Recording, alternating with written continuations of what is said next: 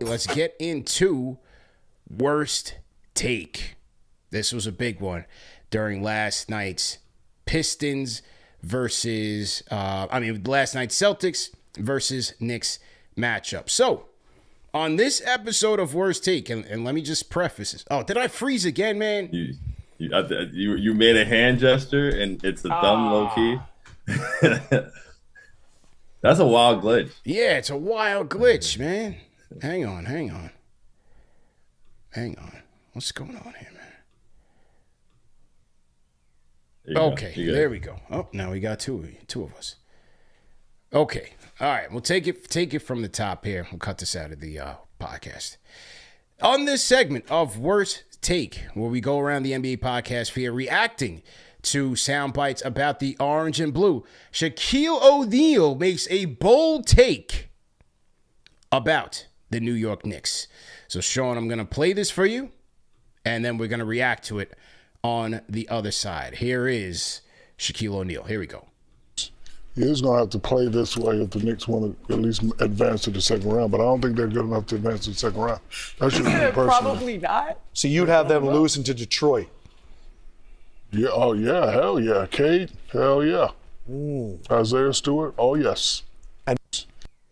Oh yes. Your thoughts? Come on, man. Look, I know that a lot of what they do up there on Inside the NBA is comedy over basketball, but even at some point, we still got to be a little bit serious. And I just think this is very unserious commentary. I think if you're going to say, oh yeah, and the second name you're going to say is Isaiah Stewart, like that speaks volumes. Like, oh yeah, Cade, Isaiah Stewart, bro. This isn't a boxing match. Like, this isn't MMA. We have no fear of Isaiah Stewart on this side. Isaiah Stewart trumps Jalen Brunson and Karl-Anthony Towns and OG Anunoby and Mikal Bridges. And Isaiah Stewart doesn't even trump Josh Hart. So it's just, for that to be your rationale as to, why the Pistons are going to beat the Knicks for sure. I think that if we were in a playoff series against the Guangdong Tigers, Shaq would still pick the Guangdong Tigers because he just hates the Knicks vehemently for whatever reason. I'm not really sure what it is. But any chance he ever gets to get some hate off, he's most certainly going to do so. And I put that I have a receipts folder in my bookmarks on Twitter, and I put that in my receipts folder. I'll be back to that because you don't even believe that, but I'm going to make you eat those words. It's disappointing, man. It's very disappointing. Like, I believe that on NBA media, you can be both analytical and entertaining at the same time. It's not an either or thing. You can walk and chew gum at the same time. It's very disappointing that a legend like Shaq, let's keep it real. I mean, when he was in his dominance in his heyday, easily one of my favorite players. We had never seen anything like that as far as a physical force. It's unfortunate that a player like this cannot be analytical about the game and be an ambassador about the game without coming off as an absolute hater, man. It's nasty work, as the kids would say. Like, he just says, "Oh, Cade, what about it?" I would appreciate it more if he gave a solid couple takes. Here's why I believe the Pistons can legitimately upset the Knicks. It's just like, Udonis Haslem on the NBA today. No reasoning, just saying, "Oh, they're tough. They're tough."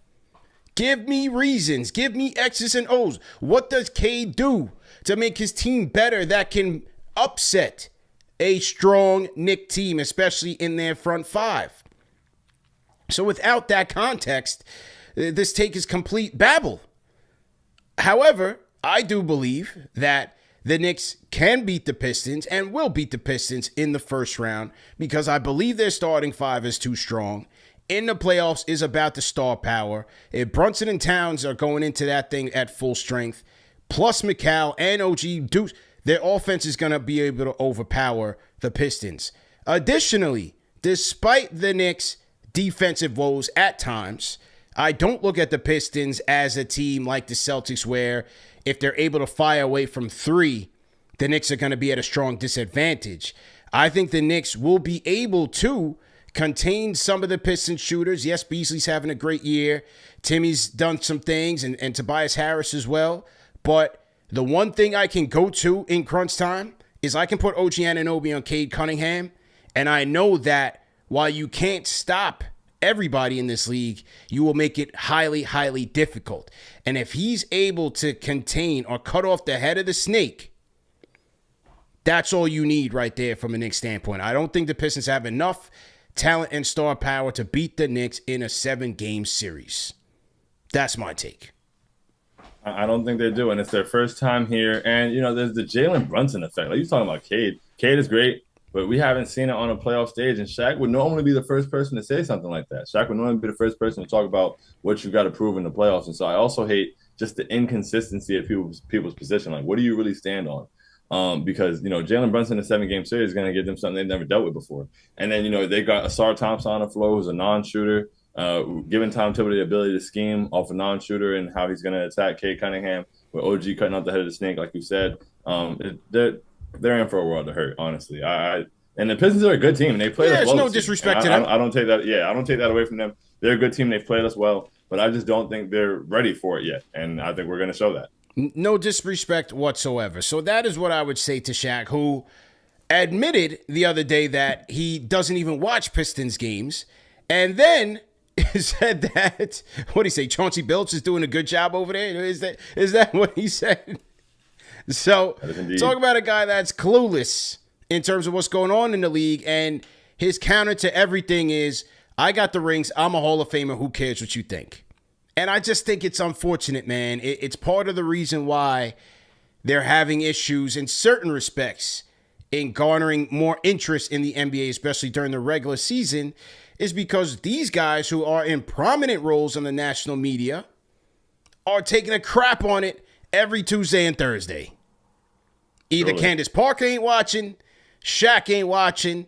VC will put in his input here and there. Like I said, the fact that Jamal Crawford is on a bench somewhere just waiting to go to NBC is ridiculous because he's one of the best out there. It's just unfortunate. It's entertainment over analysis, Stephen A and all of that, a whole nother ball game. It's just unfortunate, bro. Amazon is coming to save the day. Shout out Taylor Rooks. Shout out Blake Griffin, Dirk Nowitzki. Looking forward to seeing how the angle they come at this from because they see what's missing, they see what's needed, and they're going to be able to fill that void in the way that's necessary. Shout out to Taylor Rooks for sure, doing the damn thing. You know who is a guy who has a heavy ego, but is a great ambassador of the sport? You know who I look at in that regard, bro?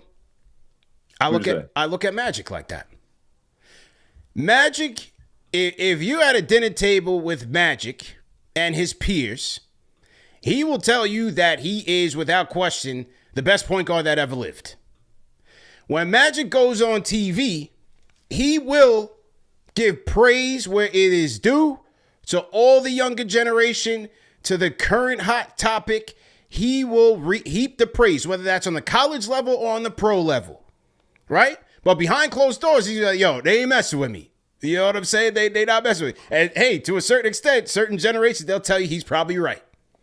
But and honestly, that's how it should be. Like, that's how it should. You shouldn't have to champion yourself by pushing everyone else down. Like, if you're really that high, you don't have to push everybody else down because of where you actually are. You can just appreciate the game and uplift people. And Magic does a great job of that. Sometimes there's a lot of jokes on him for him stating the obvious, but he does it in a way that appreciates and shines a good light on the game. And like you said, like the other guys get up there and kind of take a crap on the product.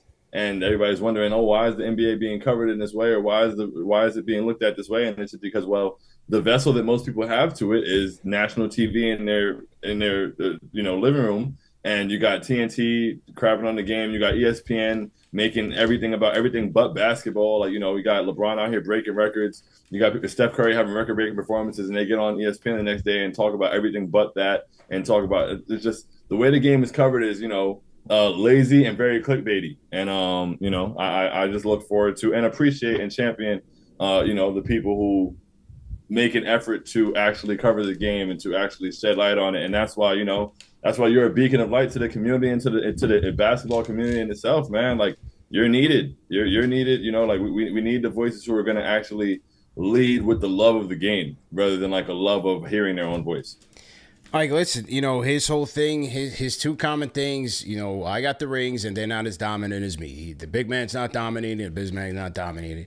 He went on his podcast the other day, the Big Shaq podcast, these guys are trash. This guy, is robbing people. Look, I think some of the criticism is certainly valid, But like, break it down. Why is this so? Why is this guy not as good? What are you seeing there? What would you do differently? I just think there's more that he could do with his platform, and he's just pretty much useless at this point. But hey, Shaq the player was great. Shaq the analyst is a hot mess. So that's shout out to Shaq the businessman, man. He's still getting it regardless of what we think. He's fantastic. He's great, man. Absolutely. So anyway, man, that's our version of Worst Take. Leave us some comments in the comment section, and we will shout you guys out.